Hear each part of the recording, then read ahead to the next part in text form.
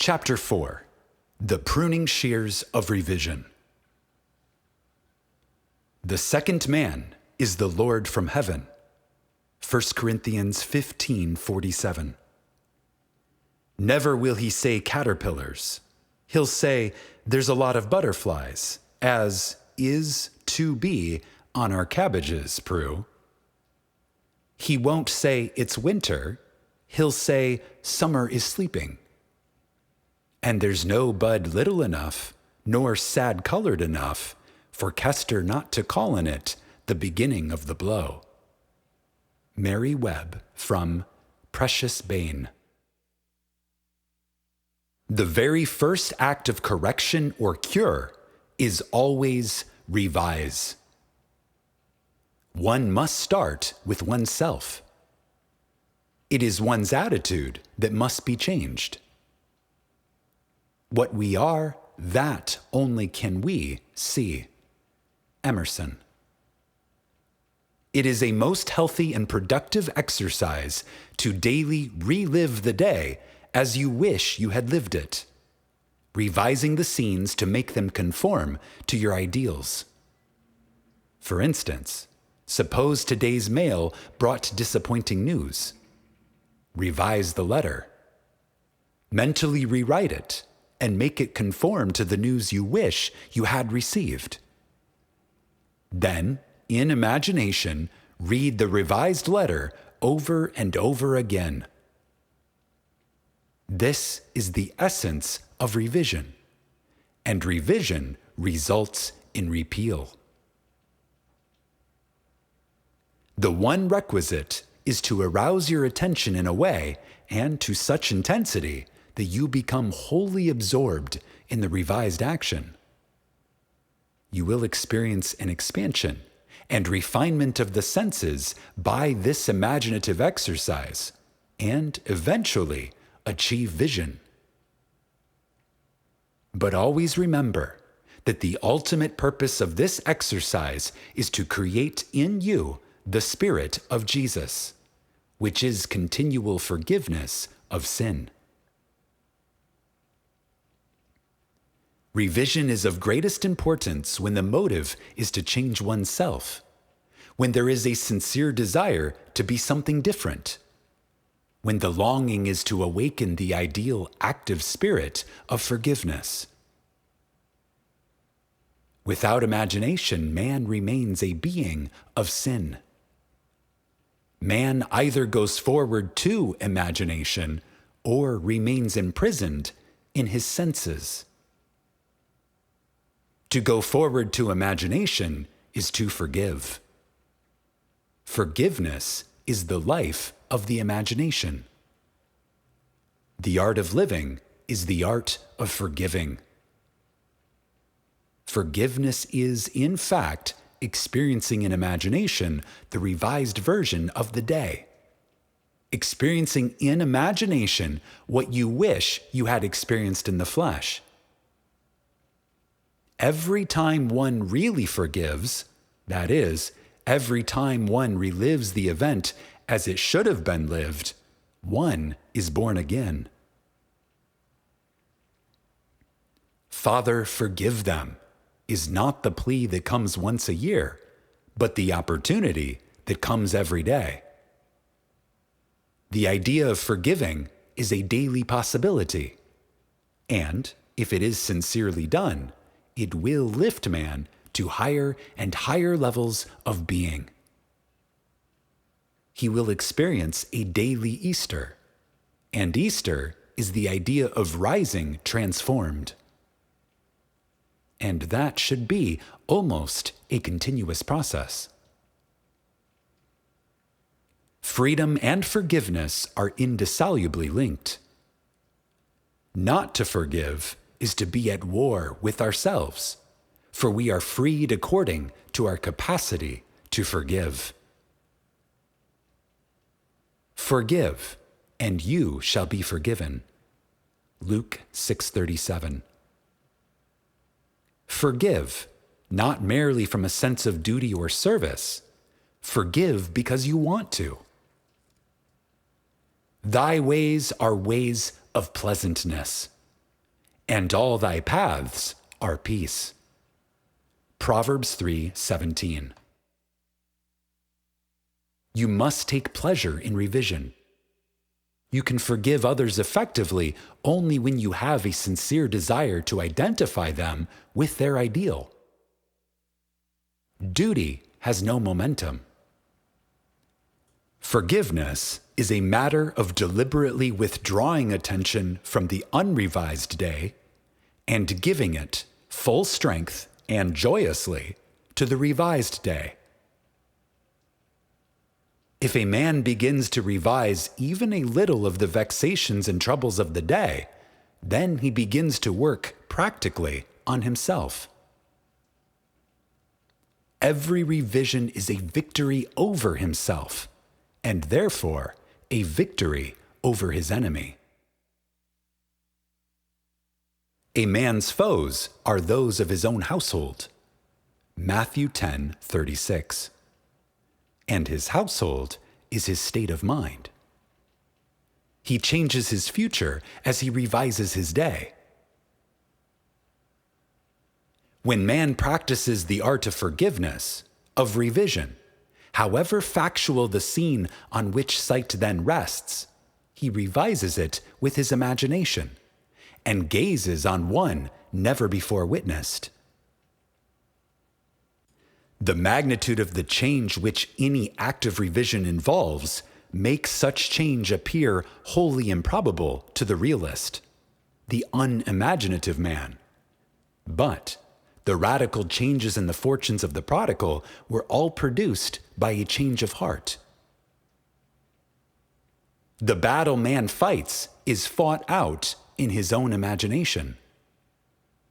The man who does not revise the day has lost the vision of that life, into the likeness of which it is the true labor of the Spirit of Jesus to transform this life.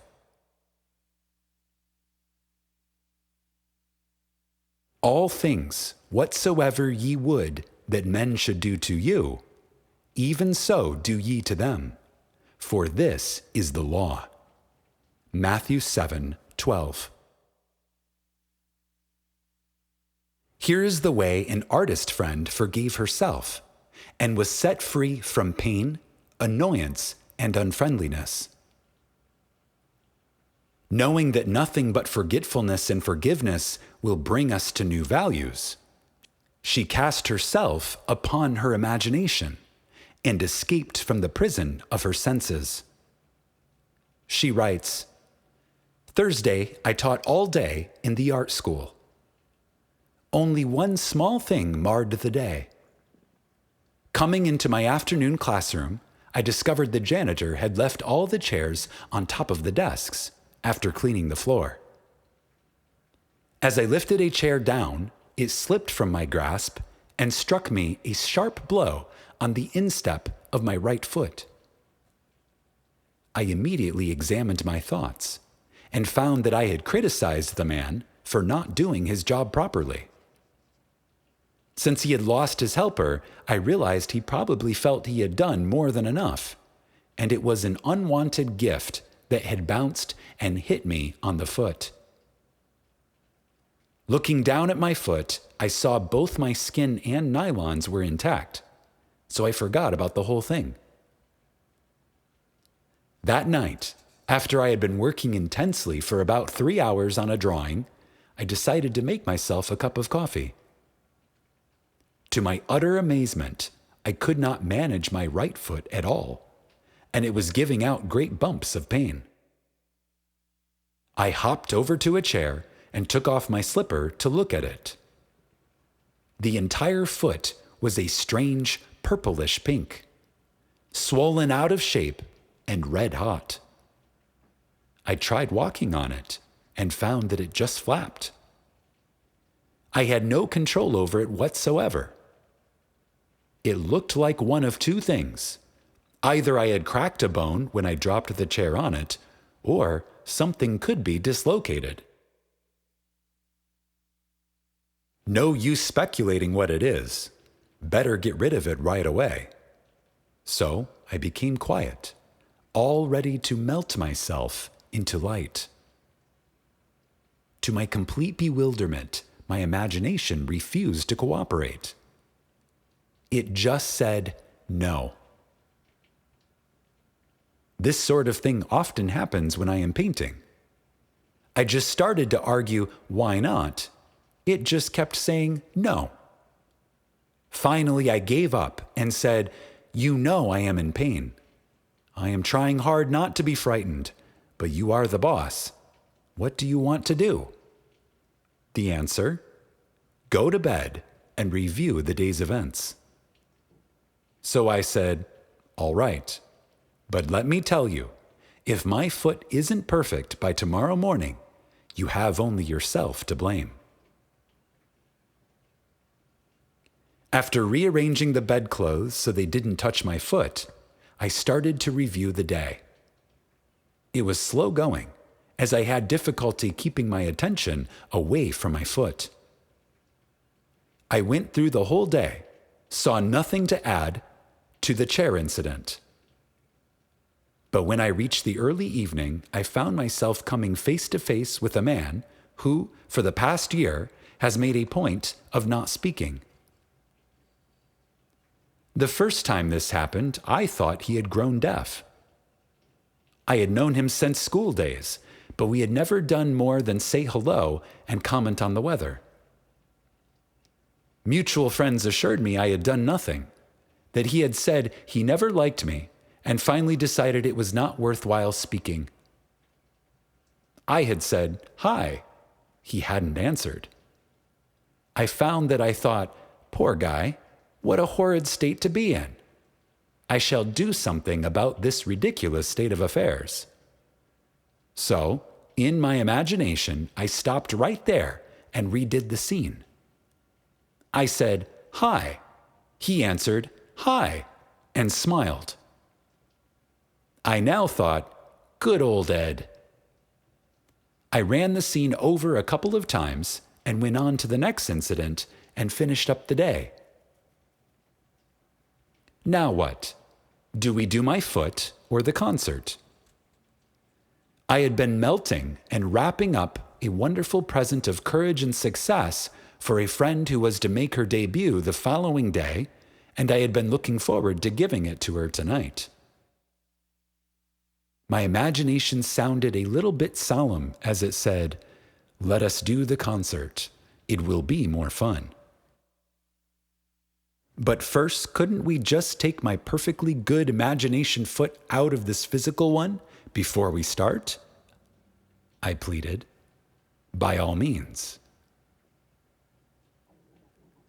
That done, I had a lovely time at the concert, and my friend got a tremendous ovation. By now, I was very, very sleepy, and fell asleep doing my project. The next morning, as I was putting on my slipper, I suddenly had a quick memory picture of withdrawing a discolored and swollen foot from the same slipper. I took my foot out and looked at it. It was perfectly normal in every respect. There was a tiny pink spot on the instep where I remembered I had hit it with the chair. What a vivid dream that was, I thought, and dressed. While waiting for my coffee, I wandered over to my drafting table and saw that all my brushes were lying helter-skelter and unwashed. Whatever possessed you to leave your brushes like that? Don't you remember? It was because of your foot. So it hadn't been a dream after all, but a beautiful healing. She had won by the art of revision what she would never have won by force. In heaven, the only art of living is forgetting and forgiving, especially to the female. Blake. We should take our life not as it appears to be, but from the vision of this artist, from the vision of the world made perfect, that is buried under all minds, buried and waiting for us to revise the day. We are led to believe a lie when we see with, not through, the eye. Blake. A revision of the day, and what she held to be so stubbornly real was no longer so to her, and, like a dream, had quietly faded away. You can revise the day to please yourself, and by experiencing in imagination the revised speech and actions, not only modify the trend of your life story, but turn all its discords into harmony. The one who discovers the secret of revision cannot do otherwise than let himself be guided by love. Your effectiveness will increase with practice. Revision is the way by which right can find its appropriate might. Resist not evil, for all passionate conflicts result in an interchange of characteristics. To him that knoweth to do good, and doeth it not, to him it is sin. James, and to live the truth, your inner actions must match the actions of your fulfilled desire. Expectancy and desire must become one. Your outer world is only actualized inner movement. Through ignorance of the law of revision, those who take to warfare are perpetually defeated. Only concepts that idealize depict the truth. Your ideal of man is his truest self.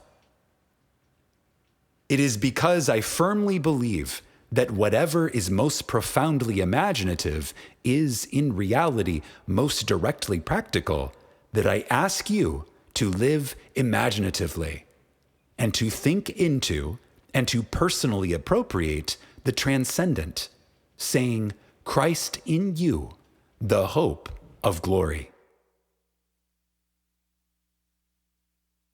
Do not blame, only resolve. It is not man and the earth at their loveliest, but you practicing the art of revision make paradise. The evidence of this truth can lie only in your experience of it. Try revising the day. It is to the pruning shears of revision that we owe our prime fruit.